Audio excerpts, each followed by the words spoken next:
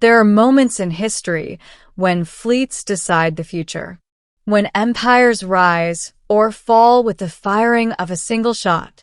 And then there are moments when one sentence, spoken by the wrong person at the right time, changes everything. This was one of those moments. My name is Commander Elias Vorn of the Terran Union Diplomatic Corps, and I was standing alone in the throne chamber of the most powerful empire in the known galaxy when I gave the answer that silenced an alien palace. The summons. The Vorath Dominion did not request audiences. They issued summons. Their fleets were older than Earth's industrial age. Their territory spanned 12 core systems. Their starships were grown, not built, living constructs of biometal and gravitational lattice. And at the center of it all stood Queen Zareth Valkale. To most species, she was myth given form. To humanity, she was uncertainty. We had encountered the Dominion only 8 years prior, during a disputed expansion into the Perseid corridor. What could have become war instead became tense negotiation. I had been part of that negotiation. Apparently, I had made an impression. The summons arrived without warning. The Queen demands your presence. No explanation. No agenda. Just coordinates and a time. The Vorath capital world, Kael'thira, was a monument to dominance. Towers spiraled into violet skies. Gravity shimmered subtly, calibrated for Vorath physiology, but tolerable to humans with assistance fans. The throne chamber dwarfed anything I had seen. Columns of translucent crystal pulsed faintly with internal energy. Hundreds of Vorath nobles lined the chamber in tiered formation, their elongated forms draped in bioluminescent robes. And at the far end, elevated upon a living dais of woven light, stood Queen Zareth. She was taller than the others. Her skin shimmered with shifting iridescence. Crest-like tendrils arched from her temples, glowing faintly in rhythmic pulses. Her eyes locked onto mine. Predatory. Intelligent. Curious. I knelt, as protocol required. "Rise, Commander Vorn," she said.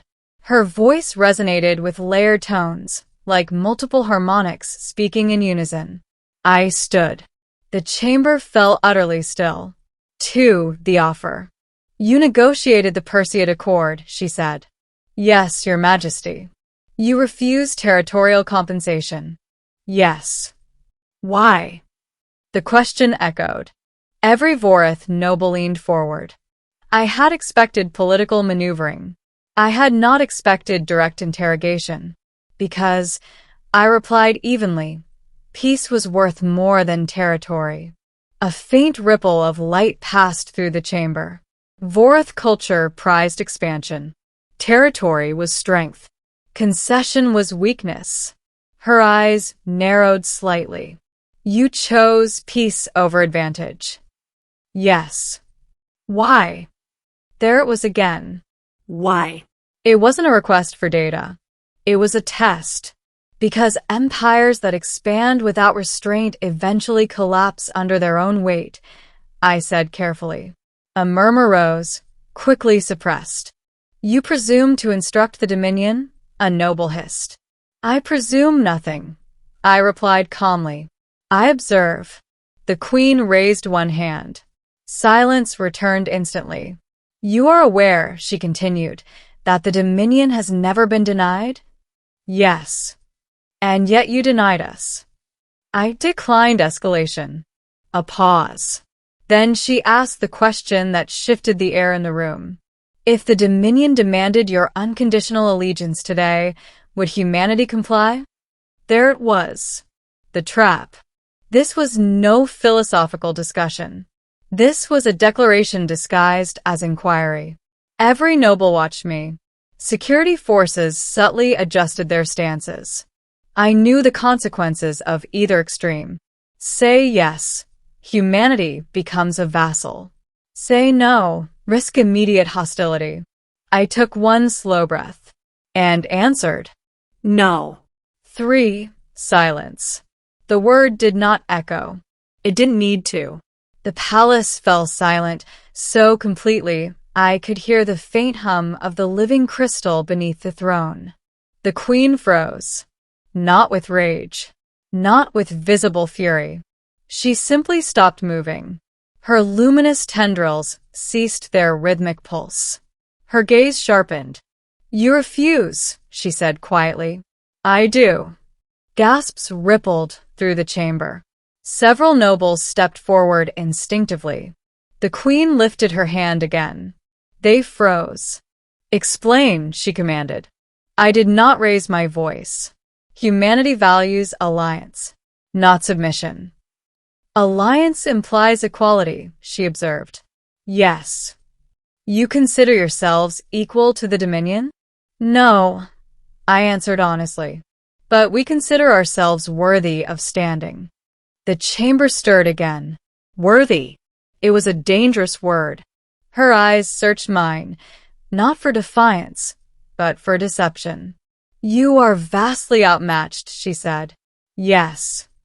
"You risk extinction with your answer." "Yes." The silence deepened.